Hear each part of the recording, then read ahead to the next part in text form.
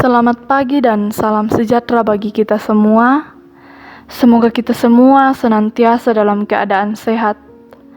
Saat ini, kami dari Bukit Sion kembali akan memperdengarkan firman Tuhan menurut renungan harian Toraya.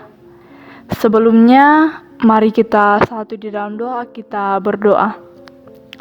Allah Bapa kami dalam kerajaan sorga, Tuhan yang baik dan bertahta dalam kehidupan kami, syukur kami naikkan di pagi yang indah ini atas segala berkat yang senantiasa Engkau anugerahkan kepada kami. Nyata ya Bapa, Engkau telah memberkati kami dalam semalam lamanya, mengistirahatkan tubuh kami.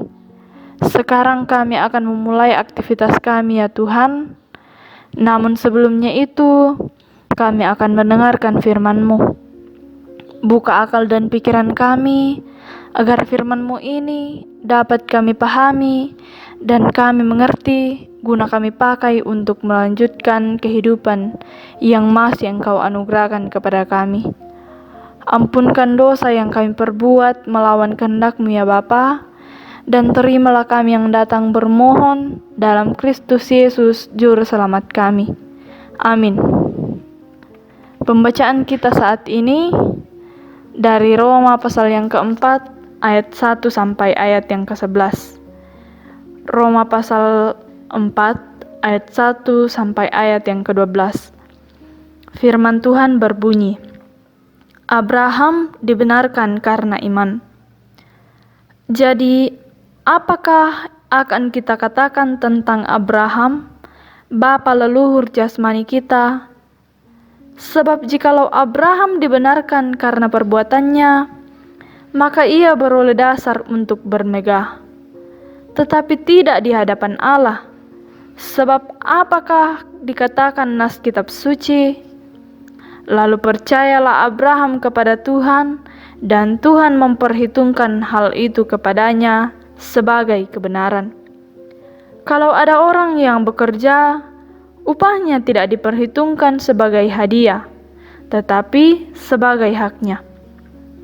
Tetapi kalau ada orang yang tidak bekerja, namun percaya kepada Dia yang membenarkan orang durhaka, imannya diperhitungkan menjadi kebenaran. Seperti juga Daud menyebut bahagia orang yang dibenarkan Allah bukan berdasarkan perbuatannya. Berbahagialah orang yang diampuni pelanggaran-pelanggarannya dan yang ditutupi dosa-dosanya. Berbahagialah manusia yang kesalahannya tidak diperhitungkan Tuhan kepadanya. Adakah ucapan bahagia ini hanya berlaku bagi orang bersunat saja atau bagi orang tak bersunat? Sebab telah kami katakan bahwa kepada Abraham iman diperhitungkan sebagai kebenaran. Dalam keadaan manakah hal itu diperhitungkan? Sebelum atau sesudah ia disunat?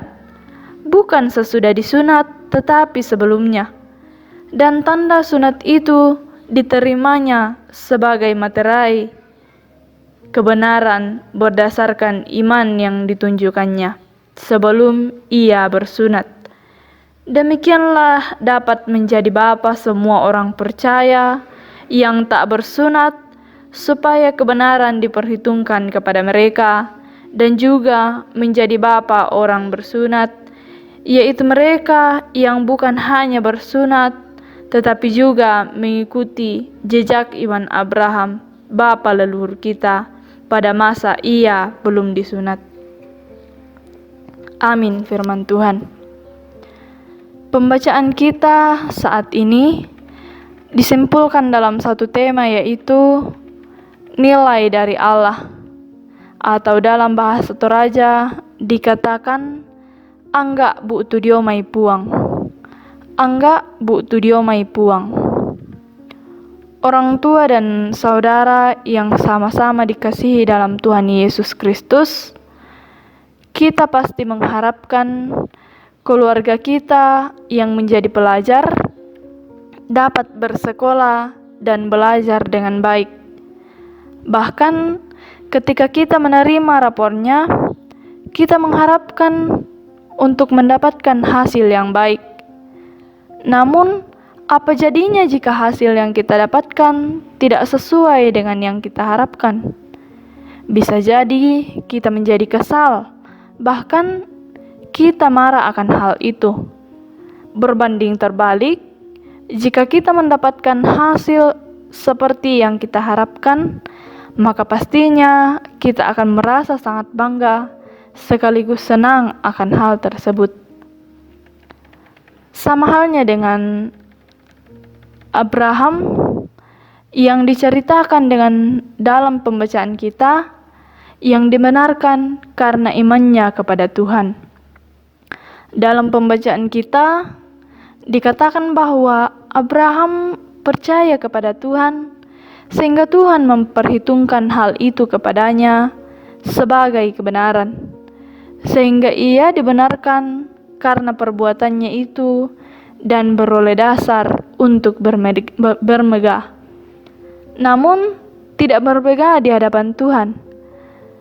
Karena iman kepercayaan Abraham yang besar, sehingga ia memenuhi panggilan Tuhan. Ketika Abraham bergumul soal keturunan, yang sekian lama tidak menunjukkan bahwa ia akan memiliki keturunan, namun ia tetap percaya akan janji Allah kepadanya bahwa ia akan memiliki keturunan. Abraham tidak pernah mengeluh di dalam menanti janji Tuhan. Meskipun dalam kehidupannya dikatakan bahwa Abraham adalah orang yang mempunyai dasar untuk bermegah dalam hidupnya, namun faktanya dia tetap merendahkan diri dan hanya berserah kepada Tuhan saja. Hal inilah yang menjadikan Abraham bernilai istimewa di hadapan Tuhan karena perbuatannya yang baik dan senantiasa percaya kepada Tuhan. Tentu kita semua ingin menjadi pribadi yang bernilai bagi Tuhan. Sadar atau tidak sadar, kita juga merupakan pribadi yang berharga di mata Tuhan. Hanya saja, semuanya kembali kepada pribadi kita. Apakah kita sebagai manusia yang bernilai istimewa di hadapan Tuhan akan mempertahankan predikat yang sudah melekat pada diri kita, atau kesebaliknya? Karena itu, kiranya di awal tahun yang baru ini, kita semakin yakin akan penyertaan Roh Kudus dalam menjalani kehidupan kita sehari-hari, yang tentunya memiliki banyak dinamika kehidupan sebagai anak-anak Tuhan.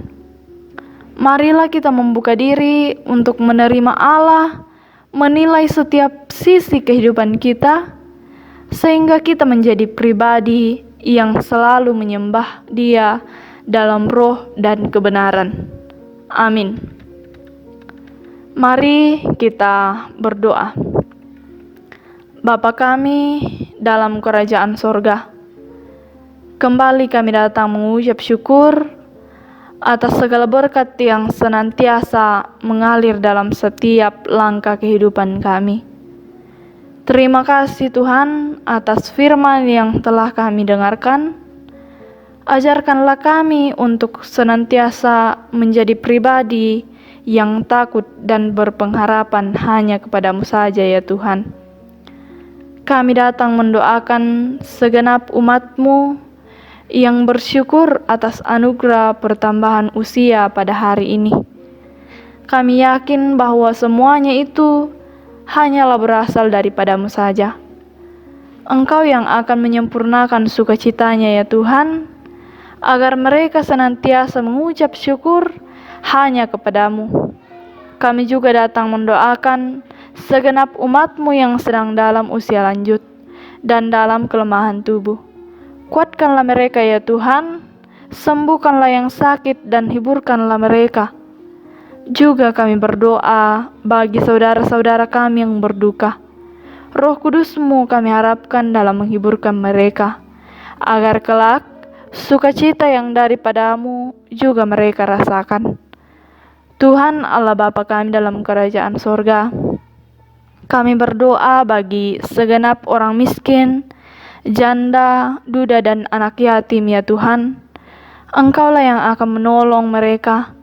Engkau yang akan menghiburkan mereka dan menjadikan orang di sekitarnya sebagai saluran berkat-Mu ya Tuhan. Ulurkanlah tangan kasih-Mu untuk menolong kami yang sedang resah Tuhan, karena adanya COVID-19. Kami percayakan seluruh kehidupan kami ke dalam tangan-Mu, karena kami percaya bahwa di dalam Yesus Kristus ada pengampunan dan pemulihan. Amin. Demikianlah renungan harian kita saat ini. Selamat pagi, selamat beraktivitas bagi kita semua. Tuhan Yesus memberkati.